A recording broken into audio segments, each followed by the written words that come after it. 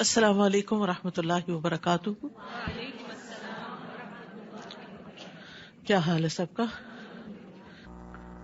نحمده ونصلی علی رسولہ الکریم، اما بعد فاعوذ باللہ من الشیطان الرجیم. بسم اللہ الرحمن الرحیم. رب اشرح لی صدری ویسر لی امری واحلل عقدۃ من لسانی یفقہوا قولی. قرآن مجید کو عمل کے لیے سیکھنا چاہیے، یعنی قرآن کا علم برائے عمل ہو. اس نیت کے ساتھ انسان سیکھے کہ میں جو سیکھوں گا اس پر عمل بھی کروں گا. ابن قیم رحمہ اللہ کہتے ہیں، بعض سلف کا کہنا ہے کہ قرآن اس لیے اترا ہے تاکہ اس پر عمل کیا جائے، تو انہوں نے یعنی لوگوں نے اس کی تلاوت کو عمل بنا لیا، یعنی خالی تلاوت کرنا عمل سمجھتے ہیں. یہی وجہ ہے کہ اہل القرآن جو کچھ اس میں تھا اس پر عمل کرتے تھے، اگرچہ قرآن ان کو زبانی نہ بھی یاد تھا. یعنی اہل القرآن کون تھے؟ جنہیں قرآن حفظ نہیں بھی تھا لیکن وہ قرآن پر عمل کرنے والے تھے. یعنی جب تک انسان قرآن پر عمل نہ کرے اس کو اہل القرآن نہیں کہا جاتا. لیکن جو شخص اسے محض زبانی یاد کر لے، نہ اس کو سمجھے نہ ہی اس کے احکامات پر عمل کرے، تو وہ اہل قرآن میں سے نہیں ہے، چاہے وہ قرآن کے حروف اور تجوید کو ایسے درست کر کے پڑھے جیسا کہ تیروں کو سیدھا کیا جاتا ہے. یعنی انتہا درجے کی درستگی کے ساتھ قرأت کرے، لیکن اگر اس کو سمجھتا نہیں اور اس پر عمل نہیں کرتا تو وہ اس کا حق ادا نہیں کر رہا. حسن بصری کہتے ہیں کہ اس قرآن کو غلاموں اور بچوں نے پڑھا لیکن انہوں نے اسے شروع سے نہیں لیا، یعنی اس پر عمل نہیں کیا.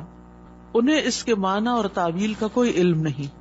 تو بچوں کو اگرچہ لفظ لفظ سمجھ نہ بھی آئے لیکن کوشش کرنی چاہیے کہ وہ جو بھی پارہ وہ پڑھیں یا سورت کوئی پڑھیں یا کوئی حصہ پڑھیں تو اس کا مفہوم ان کو معلوم ہو کہ وہ کیا پڑھ رہے ہیں، قرآن کیا کہہ رہا ہے.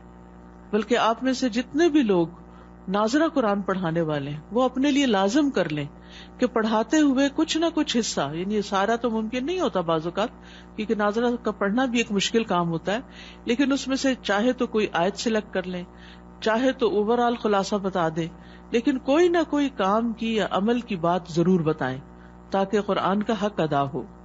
قرآن کے حروف کے ساتھ ساتھ اس کی حدود کا خیال رکھا جائے. یحییٰ ابن سعید سے مروی ہے کہ عبداللہ بن مسعود رضی اللہ عنہ نے ایک انسان سے کہا، تم یقیناً ایسے زمانے میں ہو کہ اس میں علماء زیادہ اور قاری کم ہیں. اس زمانے میں قرآن کی حدود کی حفاظت کی جاتی ہے، یعنی احکامات کے اوپر عمل کیا جاتا ہے، اور اس کے حروف کو ضائع کر دیا جاتا ہے، یعنی بہت تکلف سے نہیں ادا کیا جاتا اس کے حروف کو. مانگنے والے کم ہیں، دینے والے زیادہ ہیں. اس زمانے کے لوگ نماز لمبی کرتے ہیں، خطبہ چھوٹا کرتے ہیں. وہ اپنی خواہشات سے پہلے عمل کو ظاہر کرتے ہیں. اور ان قریب لوگوں پر ایک ایسا زمانہ آئے گا اس میں علماء کم اور قاری زیادہ ہوں گے. علماء کم اور قاری زیادہ ہوں گے. اس زمانے میں قرآن کے حروف کی حفاظت کی جائے گی لیکن اس کی حدود کو ضائع کر دیا جائے گا، یعنی احکامات پر عمل نہیں کیا جائے گا. مانگنے والے زیادہ اور دینے والے کم ہوں گے. اس میں لوگ خطبہ لمبا کریں گے اور نماز چھوٹی کر دیں گے، قل واللہ پڑھ کے نماز ختم.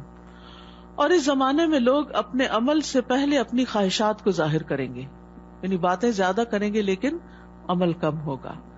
تو ضروری ہے کہ انسان اپنے عمل سے قرآن کی تصدیق کرے کہ واقعی وہ قرآن کو سچا مانتا ہے، کیونکہ جس چیز کی سچائی کا اسے یقین ہوتا ہے اسے وہ اپنے عمل میں بھی ضرور لے کر آتا ہے، اس کو حاصل کرتا ہے اور پھر اس کو استعمال بھی کرتا ہے. 12واں پارہ. اعوذ باللہ من الشیطان الرجیم. بسم اللہ الرحمن الرحیم. وما من دابۃ فی الارض الا علی اللہ رزقها ویعلم مستقرها ومستودعها کل فی کتاب مبین. شروع کرتی ہوں اللہ کے نام سے جو بے انتہا مہربان نہایت رحم فرمانے والا ہے۔ زمین میں چلنے والا کوئی جاندار ایسا نہیں جس کا رزق اللہ کے ذمہ نہ ہو۔ وہ اس کی قرارگاہ کو بھی جانتا ہے اور دفن ہونے کی جگہ کو بھی۔ یہ سب کچھ واضح کتاب یعنی لوح محفوظ میں لکھا ہوا اور موجود ہے۔ یہ زمین اللہ نے بنائی اور اس پر جتنے بھی جاندار ہیں، چاہے انسان ہیں یا جن ہیں یا حیوانات ہیں یا چرند پرند ہیں یا مچھلیاں ہیں یا پانی کی مخلوق ہے، یہ سب بھی اللہ سبحانہ تعالیٰ ہی کی تخلیق ہے۔ اور اللہ سبحانہ تعالیٰ نے ان کو پیدا کر کے چھوڑ نہیں دیا بلکہ ان کے رزق کا بھی انتظام کیا ہے۔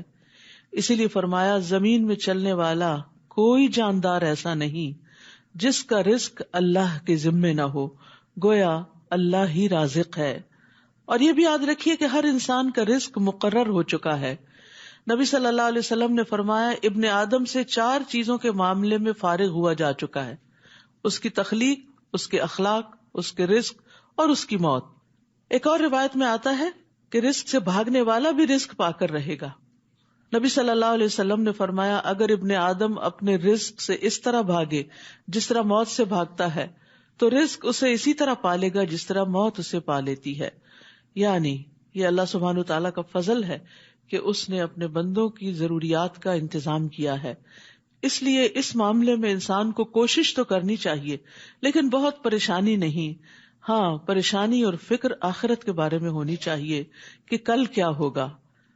وَيَعْلَمُ مُسْتَقَرَّهَا، اور وہ اس کے مستقر، اس کی قرارگاہ کو بھی جانتا ہے۔ قرارگاہ سے مراد ماں کا رحم ہے، چاہے وہ انسان ہو یا غیر انسان، یعنی جہاں وہ ٹک کر تخلیق پاتا ہے۔ وَمُسْتَوْدَعَهَا، وہ جگہ جہاں مرنے کے بعد اس کو پھر زمین کے اندر سونپ دیا جاتا ہے۔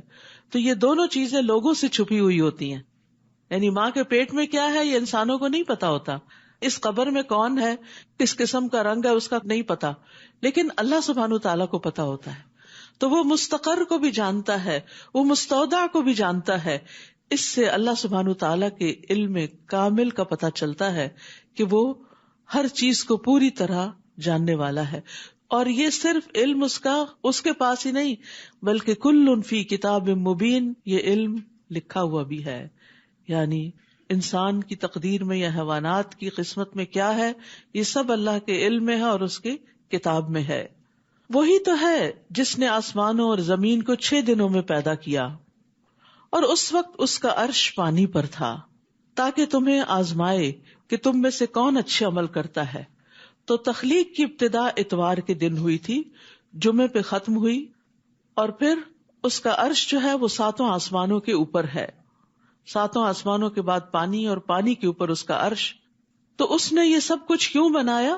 تاکہ تمہیں آزمائے، یعنی انسان کی تخلیق کا مقصد کیا ہے؟ اس کا امتحان لینا کہ تم میں سے کون اچھے عمل کرتا ہے۔ اور اچھا عمل وہ ہوتا ہے جس میں نیت بھی اچھی ہو اور جس میں طریقہ بھی اچھا ہو۔ اچھی نیت یعنی اخلاص، اور اچھا طریقہ محمد صلی اللہ علیہ وسلم کا لَقَدْ كَانَ لَكُمْ فِي رَسُولِ اللَّهِ أُسْوَةٌ حَسَنَةٌ۔ اور اگر آپ انہیں کہیں کہ تم موت کے بعد اٹھائے جاؤ گے تو کافر فوراً کہنے لگتے ہیں یہ تو صریح جادو ہے، یعنی اس پر ایمان نہیں لاتے، اس کو مانتے نہیں۔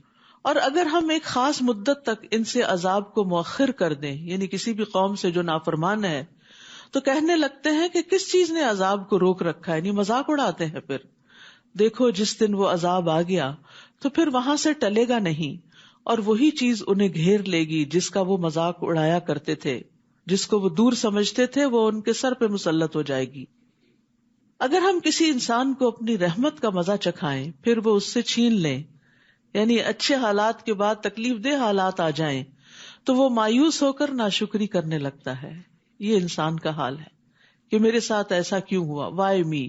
اور اگر کوئی مصیبت آنے کے بعد ہم اسے نعمتیں عطا کریں، یعنی تکلیف دہ حالات کے بعد اچھے حالات ہوں، تو کہتا ہے کہ میری تو ساری تکلیفیں دور ہو گئیں۔ پھر وہ اترانے اور تکبر کرنے لگتا ہے، یعنی بجائے اس کے شکر ادا کرے وہ تکبر کرنے لگتا ہے۔ تو انسان کا حال کیا ہے کہ زیادہ تر وہ ناشکری ہی کرتا ہے، تکلیف میں بھی ناشکری اور خوشحالی میں بھی ناشکری۔ حالانکہ انسان کی زندگی میں دن اور رات آتے رہتے ہیں، ہر انسان کی زندگی میں. یوسف علیہ السلام کو دیکھیں کہ کس طرح وہ باپ کی آنکھوں کا تارا تھے، ان کو محبت نصیب ہوئی، لیکن اس کے بعد ان کی زندگی میں کیا آیا؟ بھائیوں نے انہیں کنویں میں ڈال دیا، تکلیف دہ حالات پیدا ہو گئے. لیکن پھر اس کے بعد کیا ہوا؟ کنویں سے نکل کر عزیز مصر کے ہاں پہنچ گئے، خوشحالی آ گئی. پھر کیا ہوا؟ وہاں آزمائش آ گئی عزیز مصر کی بیوی کی طرف سے، وہاں سے جیل خانے میں پہنچا دیے گئے. پھر کیا ہوا؟ تکلیف کے بعد پھر آسانی آئی تو جیل خانے سے نکال کے مصر کے تخت پر بٹھا دیے گئے. تو ان واقعات میں ہمارے لیے سبق ہے کہ کس طرح زندگی میں رات بھی آتی ہے اور دن بھی آتا ہے. جب اچھے حالات ہوں تو یہ نہ سمجھیں کہ یہ ہمیشہ ایسا ہی رہے گا. شکر ادا کرتے رہیں، اللہ کے قریب رہیں، اللہ کی عبادت کرتے رہیں. اور اگر پھر اچھے حال کے بعد تکلیف دہ حالات آئیں تو پھر بھی صبر کے ساتھ خوشحالی کا انتظار کریں اور ناشکری نہ کریں. ہر حال میں اللہ کا شکر ادا کرتے رہیں. الا الذین صبروا وعملوا الصالحات اولئک لهم مغفرۃ واجر کبیر. مگر ان قباحتوں سے وہ لوگ مستثنا ہیں جنہوں نے صبر کیا اور اچھے عمل کیے، ایسے ہی لوگوں کے لیے مغفرت اور بہت بڑا اجر ہے، اجر کبیر ہے، جنت الفردوس ہے. یعنی جو لوگ تکلیف دہ حالات میں بھی شکر گزار رہے، یعنی بیمار ہیں، بھوکے ہیں، کسی اذیت تکلیف ذہنی پریشانی میں ہے، جب ان سے ان کا حال پوچھا جاتا ہے تو وہ یہ نہیں کہتے کوئی حال نہیں، وہ کہتے ہیں الحمدللہ الحمدللہ، اللہ کا شکر ہے جس حال میں رکھے. تو ایمان والے، صبر والے، نیک عمل کرنے والے بد اخلاقی سے اور ایسی باتوں سے پاک ہوتے ہیں. وہ ہر حال میں اللہ سے اچھی امیدیں رکھتے ہیں. تو یہاں پر آپ دیکھیے کہ صبر کا لفظ استعمال ہوا ہے جو ایک نئے معنوں میں ہے، اور وہ کیا ہے؟ مصیبتوں کے چھٹ جانے کا انتظار کرنا، کہ یہ دن بھی گزر جائیں گے. This shall too pass، یہ بھی نکل جائے گا، جیسے اچھے دن نکل گئے یہ بھی نکل جائیں گے اور اس کے بعد آسانی ہو جائے گی. فَلَعَلَّكَ تَارِكٌ بَعْدَ مَا يُوحَىٰ إِلَيْكَ، اے نبی ایسا نہ ہو کہ آپ کی طرف جو وحی کی جاتی ہے آپ اس کا کچھ حصہ چھوڑ دیں، اور اس وجہ سے آپ کا دل تنگ ہو کہ کافر یہ کہیں گے کہ اس شخص پر کوئی خزانہ کیوں نہ اتارا گیا، یا اس کے ساتھ کوئی فرشتہ کیوں نہ آیا. تو آپ تو محض ڈرانے والے ہیں اور ہر چیز پر مختار تو اللہ ہے. تو نبی صلی اللہ علیہ وسلم جو تمام انسانوں سے زیادہ صبر اور حوصلے والے تھے، تو ان پر بھی بعض اوقات ایسی گھبراہٹ طاری ہوتی تھی جو کسی ایک عام انسان پر ہوتی ہے کہ جو اپنے حالات سے پریشان ہونے لگتا ہے. لیکن اللہ سبحانہ وتعالی آپ کو آپ کا مقام یاد دلا رہے ہیں اور آپ کو کانفیڈینس دے رہے ہیں کہ آپ فکر نہ کریں کہ آپ کے پاس مادی وسائل کی کثرت نہیں، آپ کو اللہ نے جو مقام دیا ہے اس کی بنا پر آپ اپنا کام کرتے چلے جائیں. اللہ نے آپ کو جس چیز کے لیے چنا ہے اس پر نظر رکھیں. ہمارے ساتھ بھی بعض اوقات یہ ہوتا ہے کہ ہم irrelevant چیزوں کی طرف زیادہ توجہ دینے لگتے ہیں، چونکہ ہمارے حالات ایسے ہیں، چونکہ میرے ساتھ کوئی سپورٹ نہیں ہے، میرے گھر کے حالات اچھے نہیں ہیں، تو میں دین کا کام کیسے کروں. نہیں، اللہ نے اگر آپ کو دین کا علم دے دیا، اللہ نے اگر آپ کو یہ راہ دکھا دی، اس کام کے لیے چن لیا، تو اس کو اپنے لیے بہت بڑا آنر سمجھیں، اس پر فوکس کریں اور باقی چیزیں اللہ کے سپرد کر دیں. وہ ٹیک کیئر کرے گا اور ان کو درست کر دے گا. یا وہ یہ کہیں کہ اس نے یہ قرآن خود گھڑ لیا ہے. آپ ان سے کہیے اگر تم اس دعوے میں سچے ہو تو تم بھی اس جیسی 10 صورتیں گھڑ لاؤ. اللہ کے سوا جس جس کو تم بلا سکتے ہو بلا لو. پھر اگر وہ تمہیں اس چیلنج کا جواب نہ دے سکیں تو جان لو کہ یہ قرآن اللہ کے علم سے اتارا گیا ہے. سبحان اللہ، یہ قرآن اللہ کے علم سے اتارا گیا ہے، اور یہ کہ اس کے سوا کوئی الہ نہیں. یہ قرآن کی اصل دعوت ہے کہ لوگ اس کی عبادت کی طرف آئیں. پھر کیا تم اس امر حق کے سامنے سر تسلیم خم کرتے ہو؟ من کان یرید الحیات الدنیا وزینتہا، جو شخص دنیا کی زندگی اور اس کی زینت چاہے تو ہم ایسے لوگوں کو دنیا میں ہی ان کے اعمال کا پورا بدلہ دے دیتے ہیں. یعنی جو وہ نیکی کرتے ہیں، اچھا کرتے ہیں، دعائیں مانگتے ہیں، بس وہ صرف دنیا ہی مانگتے ہیں تو ہم ان کو دنیا دے دیتے ہیں اور وہ دنیا میں گھاٹے میں نہیں رہتے. یہی لوگ ہیں جن کا آخرت میں آگ کے سوا کچھ حصہ نہیں. یعنی جو آخرت کو بھول کر صرف دنیا پہ فوکس کیے ہوئے ہیں، پھر انہیں آخرت میں کچھ نہیں ملے گا. جو کچھ انہوں نے دنیا میں بنایا وہ برباد ہو جائے گا، اور جو عمل کرتے رہے وہ بھی بے سود ہوں گے. تو یہاں بنیادی طور پر ریاکاروں کے بارے میں بات کی گئی ہے کہ جو اپنے نیک اعمال کو دکھاوے کے لیے کرتے ہیں اور لوگوں سے واہ واہ چاہتے ہیں اور شہرت حاصل کرنا چاہتے ہیں، لوگوں کے اندر نیک بی بی کہلانا چاہتے ہیں کہ لوگ ہمیں بہت ایماندار اور شریف سمجھیں تاکہ اس کی آڑ میں ہم مزید دنیا کے کچھ فائدے حاصل کر سکیں. کیونکہ یہ دین والوں پر لوگوں کا ٹرسٹ ہوتا ہے نا، تو بعض لوگ دین کی آڑ لے لیتے ہیں تاکہ لوگ ان پہ ٹرسٹ کریں اور اس کے پیچھے پھر وہ اپنی مذموم نیتوں کو پورا کرتے ہیں. تو ایسے لوگوں کے لیے سزا بتائی گئی ہے. بھلا وہ شخص جو اپنے رب کی طرف سے ایک واضح دلیل رکھتا ہو، پھر اسی رب کی طرف سے ایک شاہد وہی بات پڑھ کر سنائے، اور وہی بات اس سے پہلے موسیٰ کی کتاب تورات میں بھی موجود ہو جو لوگوں کے لیے رہنما اور رحمت تھی، تو کیا وہ اس بات میں شک کر سکتا ہے؟ ایسے ہی لوگ اس پر ایمان لاتے ہیں. اور ان گروہوں میں سے جو کوئی ایسی بات کا انکار کر دے تو اس کے لیے دوزخ ہی کا وعدہ ہے. لہذا آپ کو ایسی بات میں شک میں نہ رہنا چاہیے، بلا شبہ وہ آپ کے رب کی طرف سے حق ہے، پھر بھی اکثر لوگ ایمان نہیں لاتے. تو کچھ لوگ ایسے ہوتے ہیں کہ جن کی فطرت سلیم ہوتی، جو اپنے رب کی طرف سے واضح دلیل رکھتے ہیں، یعنی ان کے اندر خیر ہوتی ہے، وہ بہت سا علم نہ رکھنے کے باوجود بھی اپنے رب کو پہچانتے ہیں کائنات کی نشانیوں کے ذریعے. پھر ایسا ہوتا ہے کہ کبھی کتاب ہدایت سے ان کا انٹریکشن ہو جاتا ہے اور کوئی ان کو اللہ کی آیات اور کتاب میں سے وہی چیز پڑھ کے بتاتا ہے، اور پھر پچھلی کتابوں سے بھی رہنمائی اور گائیڈنس ان کو ملی بھی ہوتی ہے، تو پھر وہ اس پر ایمان لے آتے ہیں اور وہ شک میں نہیں رہتے. لیکن کچھ لوگ ایسے ہیں کہ جو علم کے گہوارے میں پیدا ہوتے ہیں، پیغمبر ان کے درمیان میں ہوتے ہیں، ہر طرح کے دلائل موجود ہوتے ہیں، پھر بھی وہ نہیں مانتے. تو ہمیں سوچنا چاہیے کہ حق آنے کے بعد ہمارا طرز عمل کیا ہوتا ہے. وَمَنْ أَظْلَمُ مِمَّنِ افْتَرَىٰ عَلَى اللَّهِ كَذِبًا، اور اس شخص سے بڑھ کر ظالم کون ہوگا جو اللہ پر جھوٹ گھڑے. ایسے لوگ اپنے رب کے سامنے پیش کیے جائیں گے اور گواہی دیں گے کہ یہی لوگ تھے جو اپنے رب پر جھوٹ باندھتے تھے. دیکھو ظالموں پر اللہ کی لعنت ہے. یعنی رب پر جھوٹ باندھنا کیا ہے؟ شرک کرنا یا ان باتوں کو ان سے منسوب کرنا جو اس نے فرمائی نہیں. الذین یصدون عن سبیل اللہ، جو لوگوں کو اللہ کی راہ سے روکتے ہیں. ویبغونہا عوجا، اور اس میں کجروی تلاش کرتے ہیں، یعنی دین کے اندر نقص نکالنے کی کوشش کرتے ہیں، اور وہ آخرت کے بھی منکر ہیں. تو جو یصدون ہے یہ کون ہے؟ جو اپنے آپ کو بھی حق کی پیروی سے روکتے ہیں اور دوسروں کو بھی اطاعت کرنے سے روکتے ہیں، اور دین کے اندر ٹیڑھا پن نکالتے ہیں اپنے خیال سے، اپنی ٹیڑھی عقل کے مطابق، تاکہ لوگوں کو اللہ کی فرما برداری سے روکا جا سکے. تو یاد رکھیے دوسروں کو گمراہ کرنا انتہائی ظلم ہے، اپنے اوپر بھی اور دوسروں پر بھی. یہ لوگ زمین میں اللہ کو بے بس کرنے والے نہ تھے، اور نہ ہی اللہ کے مقابلے میں ان کا کوئی حامی ہوگا. انہیں دگنا عذاب دیا جائے گا.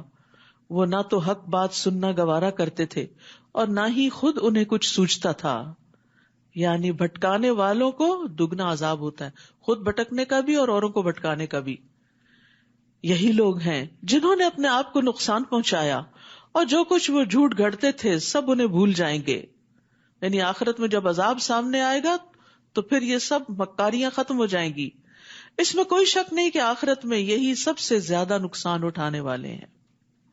ان الذین آمنوا وعملوا الصالحات، اب دوسرا گروہ ہے یقیناً وہ لوگ جو ایمان لائے اور انہوں نے اچھے عمل کیے. واخبتوا الی ربہم، اور اپنے رب کے حضور گڑ گڑائے، اس کے آگے عاجزی اختیار کی. اولئک اصحاب الجنہ ہم فیہا خالدون، یہی لوگ اہل جنت ہیں جس میں وہ ہمیشہ رہیں گے. تو اخبات ہوتا ہے دل میں جمے ہوئے خوف کی وجہ سے جو خشیت پیدا ہوتی، یعنی آلریڈی اللہ سے ڈرتا ہے انسان، لیکن کسی کسی وقت وہ چیز اوپر آ جاتی اور انسان کی آنکھیں بھی ڈبڈبانے لگتی ہیں، اور انسان اپنے رب کے حضور جھک جاتا ہے اور اپنی کمزوری کا اظہار کرتے ہوئے اس سے دعائیں کرتا ہے. یعنی ایک طرف وہ اکڑنے والے اور بہکانے والے لوگ ہیں، تو دوسری طرف بالکل ان کے اپوزٹ عاجزی اختیار کرنے والے لوگ. مثل الفریقین کالاعمی والاصم، ان دو فریقوں کی مثال ایسی ہے جیسے ایک تو اندھا اور بہرا ہو اور دوسرا دیکھنے والا بھی ہو اور سننے والا بھی، یعنی دونوں ایک دوسرے کے اپوزٹ.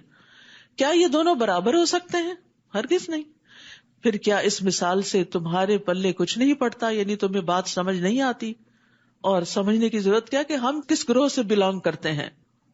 وَلَقَدْ أَرْسَلْنَا نُوحًا إِلَىٰ قَوْمِهِ إِنِّي لَكُمْ نَذِيرٌ مُّبِينٌ، اور ہم نے نوح علیہ السلام کو اس کی قوم کی طرف بھیجا تو اس نے انہیں کہا کہ میں تمہیں صاف صاف ڈرانے والا ہوں.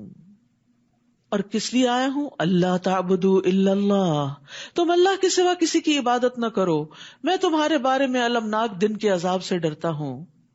تو اس کی قوم کے کافر سرداروں نے جواب دیا، ہم تو تجھے اپنے ہی جیسا آدمی خیال کرتے ہیں، اور جو تیرے پیروکار ہیں وہ بادی و نظر میں بظاہر ہمیں کمینے معلوم ہوتے ہیں. یعنی تمہارے فالوورز بڑے تھرڈ کلاس لوگ ہیں ان کے خیال میں، کیونکہ وہ غریب ہیں، بہت زیادہ کوئی دنیاوی سٹیٹس نہیں ہے ان کا. پھر تم لوگوں کو ہم پر کسی طرح کی بھی فضیلت نہیں، بلکہ ہم تو تمہیں جھوٹا ہی سمجھتے ہیں.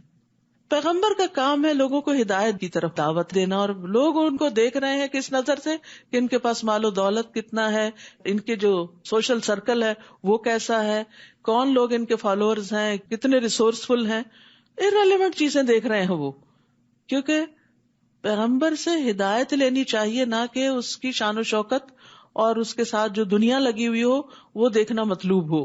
اور یہی چیز کسی بھی داعی سے، یعنی جب کوئی شخص دین کی دعوت دینے کے لیے آئے تو یہ نہیں دیکھنا چاہیے کہ اس کے کپڑے کیسے ہیں اور اس کا بیگ کیسا ہے.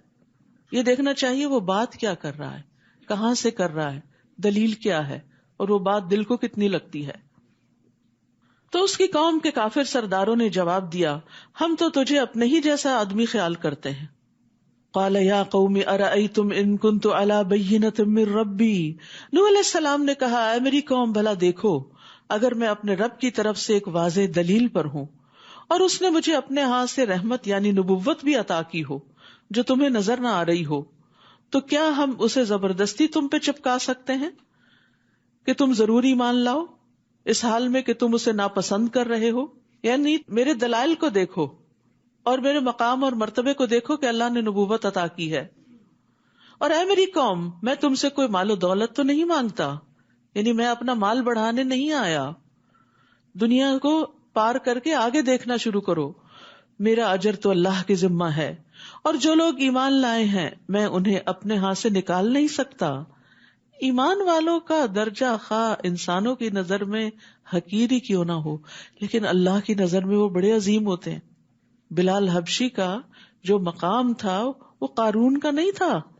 اگر قارون بے شمار خزانے رکھتا تھا لیکن اس کی دولت اس کے کسی کام نہ آئی. اور بلال رضی اللہ عنہ کو مؤذن مقرر کیا گیا، اور عمر رضی اللہ عنہ انہیں سیدنا کہہ کے پکارتے تھے، حالانکہ وہ غلامی سے آزاد کیے گئے تھے. تو یہ سٹیٹس انہیں کس نے دیا؟ دین نے دیا.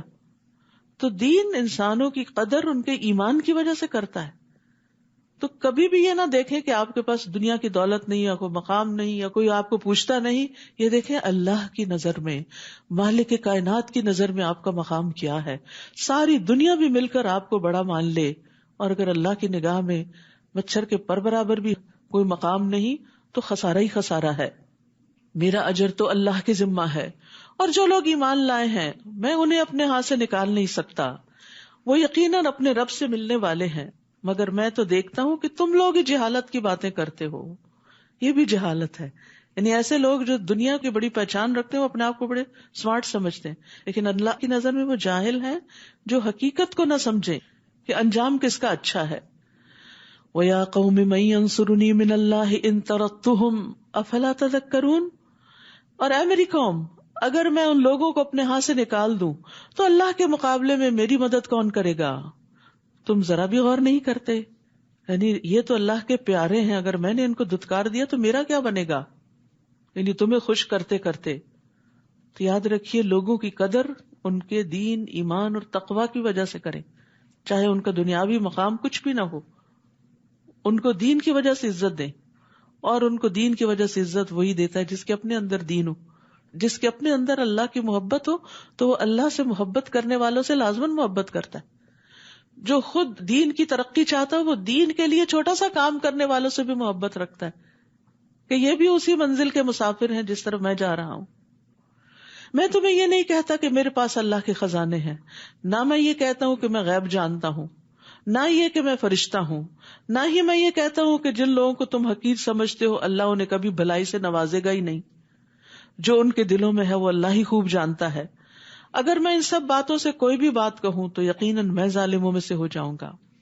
یعنی کھل کے بتا دیا کہ میرا مقصود دنیا نہیں ہے اور نہ میں دنیاوی اعتبار سے کوئی بڑا انسان بن کے تمہارے سامنے آنا چاہتا ہوں.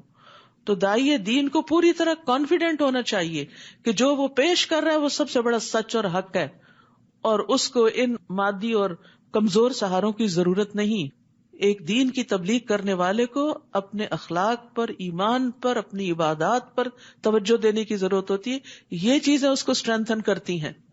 مال و دولت سیکنڈری چیز ہے، ظاہری وسائل اور چمک دمک جو ہے یہ سیکنڈری چیز ہوتی.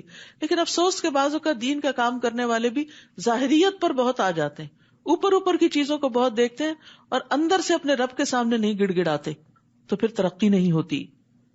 وہ کہنے لگے نوح تم نے ہم سے جھگڑا کیا اور اسے بہت طول دیا، تو اب اگر تم سچے ہو تو جس بات کی ہمیں دھمکی دیتے تھے وہی لے آؤ. نوح علیہ السلام نے کہا وہ تو اللہ ہی لائے گا اگر اس نے چاہا، اور پھر تم اسے بے بس نہ کر سکو گے. عذاب آ گیا تو ٹالے ٹل نہ سکے گا. اور اگر میں تمہاری خیر خواہی کرنا بھی چاہوں تو میری خیر خواہی تمہیں کیا فائدہ دے سکتی ہے جبکہ اللہ ہی کو یہ منظور ہو کہ وہ تمہیں گمراہ کرے.